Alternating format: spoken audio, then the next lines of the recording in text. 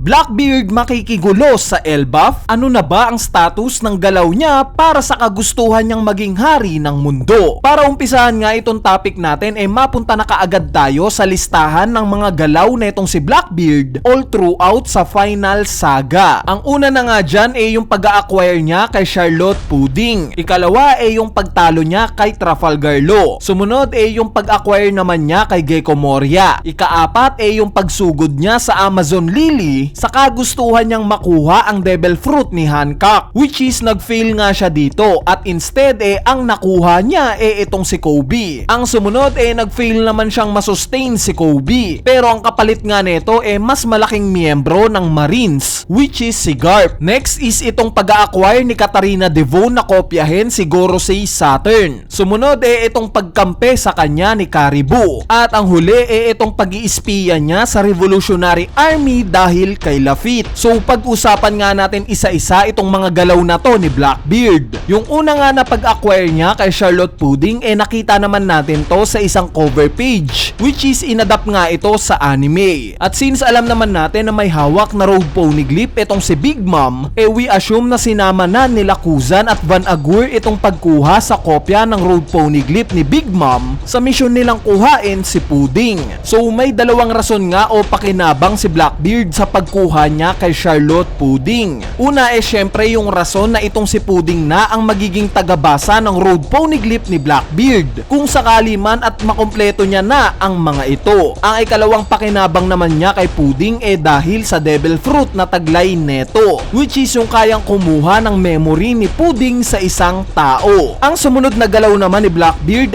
itong pagtalo niya kay Trafalgar Law. Ang resulta nga ng move niya na to na-acquire niya yung dalawang road poneglyph na hawak netong si Law. At ito nga yung road poneglyph sa Zoo Island at itong road poneglyph sa Wano. Meaning gaya sa Straw Hat Pirates, technically nga na tatlo na rin ang hawak na road poneglyph netong Blackbeard Pirates. Ang sunod na galaw naman ni Blackbeard itong naging pagsugod niya sa Amazon Lily para punteryahin yung Devil Fruit ni Boa Hancock, which is nag-fail nga siya at instead si Kobe na lang yung nakuha niya. Bale hanggang ngayon nga palaisipan pa rin para sa atin kung bakit ba gustong kunin ni Blackbeard itong Devil Fruit ni Hancock. Gayong as per Hancock nga nakadepende daw sa ganda ng mukha niya yung lakas ng powers ng Devil Fruit niya. May hidden power ba itong Mero Mero Nomi at gusto itong kunin ni Blackbeard? Bale ang tingin ko ang sagot dito hindi minimin ni Blackbeard na makuha ang Mero Mero Nomi dahil sa gusto niya ring magpaulan ng mga heart arrow o kung ano pa mang related sa lust or sa love. Sa tingin ko nga kaya gustong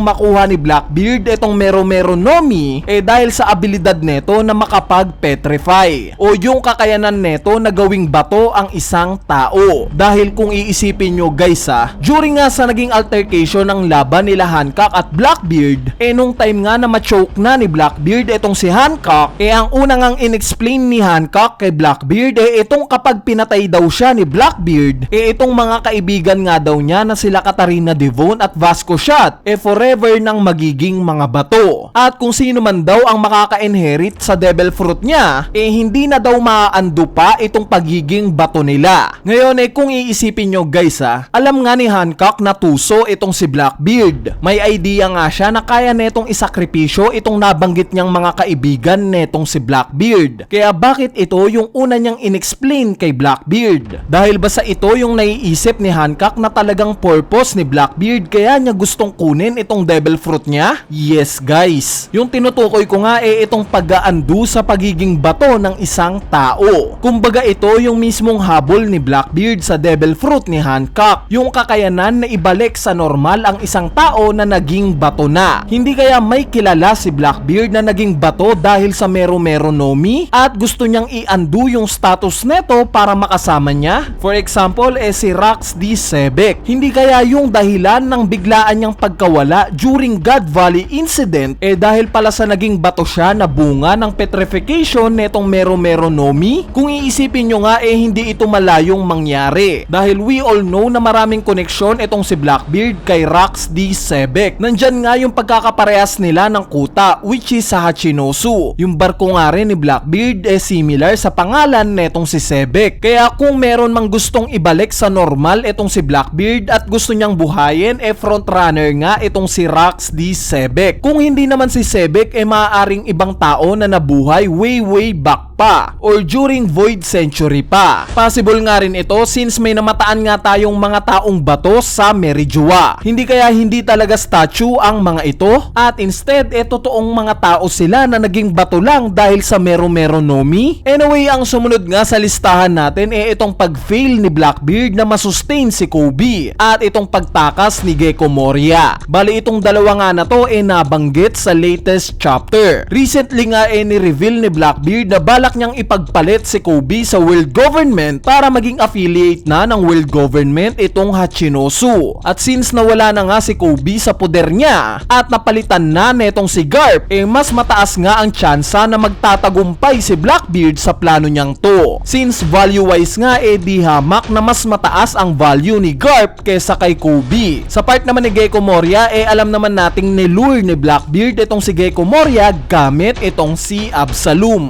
Intentionally nga niyang pinapunta sa Hachinosu itong si Moria. Ang rason nga lang na naiisip ko kaya gustong makuha ni Blackbeard itong si Gecko Moria syempre dahil sa Devil Fruit na taglay niya. Since kung gusto ngang maging hari ng mundo ni Blackbeard kakailanganin niya nga ng isang batalyong mga kawal para sugurin itong world government at basic nga lang itong magawa sa Devil Fruit na taglay netong si Moria. Nakita naman natin yan during Thriller Bark Arc. Ang next sa listahan natin itong pagkuha ng appearance ni Katarina Devon kay Gorosei Saturn. Nakita naman natin sa nangyaring chapter 1125 na patay na si Gorosei Saturn. Nasaksihan nga ito ng mga Vice Admirals. At since nandito pa rin si Admiral Kizaru sa lokasyon nila, malamang na alam na rin niya yung patungkol dito. Ngayon ang magiging tanong saan pagagamitin ni Katarina Devon itong appearance ni Gorosei Saturn, gayong alam na ng ibang Gorosei na patay na itong si Saturn at alam na rin ng mga Vice Admirals na patay na siya. Bali may tatlong possibility nga na pwedeng gawin itong si Katarina Devon sa appearance ni Saturn. Una sa pamamagitan ng pag-command sa mga Seraphim. Since nakita naman natin during sa naging unang pagkikita ni Blackbeard sa mga Seraphim, gulat na gulat nga siya sa mga ito. Kaya maaaring ito yung rason kaya niya pinakuha kay Katarina Devon itong appearance ni Saturn, ang makuha at mautusan itong mga Seraphim. Ang ikalawang rason naman yung nabanggit ko sa video natin na to, na dahil nga sa gustong maging hari ng mundo ni Blackbeard, itong kagustuhan nga niyang maging affiliate ng world government ang Hachinosu, ang ibig sabihin lang neto gusto niyang umapak sa Merijoa. Gusto niyang mag-imbestiga kung sino ang nakaupo ngayon sa empty throne. At para mas mabilis nga itong magawa syempre kailangan niya ng isang Gorosei, which is dito na nga papasok yung appearance ni Saturn. Yes, alam nga ng mga Gorosei na patay na si Saturn, pero hindi nga ito alam ng mga kawal ng Merijoa at malabo itong isa publiko since madudungisan nga neto yung pangalan ng world government. Kaya pwedeng si Katarina Devon ang umikot sa Merijoa gamit itong muka ni Saturn. At lastly ang huling pwedeng gawin ni Katarina Devon sa appearance ni Gorosei Saturn kahit patay na siya ipang blackmail sa world government. Gaya nga ng nabanggit ko hindi pwedeng isa publiko ng Marines at world government na patay na si Gorosei Saturn since kasiraan nga ito sa world government. Same logic sa pagtalo ni Luffy sa mga warlords. Ayaw ibalita ng Marines sa mundo yung pagtalo ni Luffy kila Crocodile at Gecko Moria dahil madudungisan nga yung pangalan ng Marines. So pwede ngang ipang blackmail ng Blackbeard Pirates itong appearance ni Saturn para makuha nila yung gusto nila sa world government. Pwede ngang mag-broadcast sila sa mundo gaya ng ginawa ni Vegapunk kung saan ipapakita ng Blackbeard Pirates na papatayin nila kunwari si Gorosei Saturn, which is ito naman talaga si Katarina Devon. Syempre kung makita ng mga tao sa mundo yung ganitong scene paniguradong magpapanik ang mga tao at masisira neto ang world government, diba? Kaya pwede itong gawing advantage ng Blackbeard Pirates. Anyway, ang sumunod nga sa listahan natin itong pag-acquire ni Blackbeard kay Caribou. Obviously Finally, ang makukuha ni Blackbeard kay Caribou itong knowledge patungkol sa mga ancient weapons. At finally,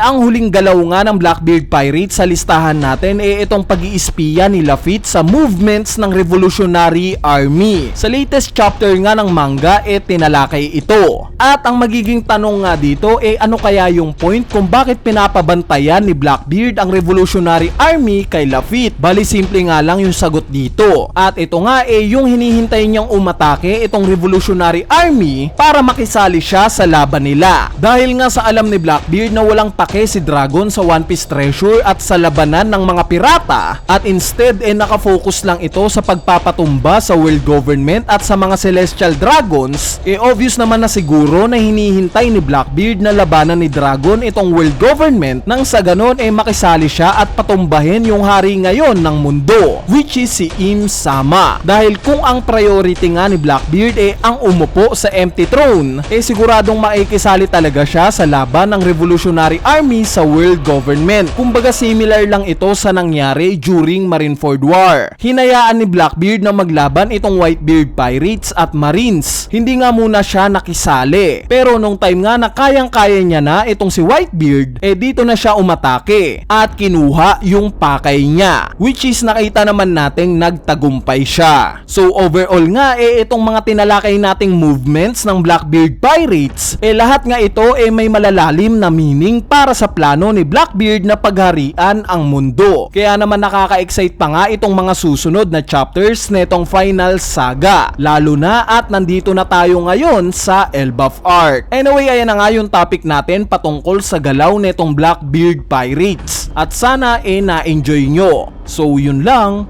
peace!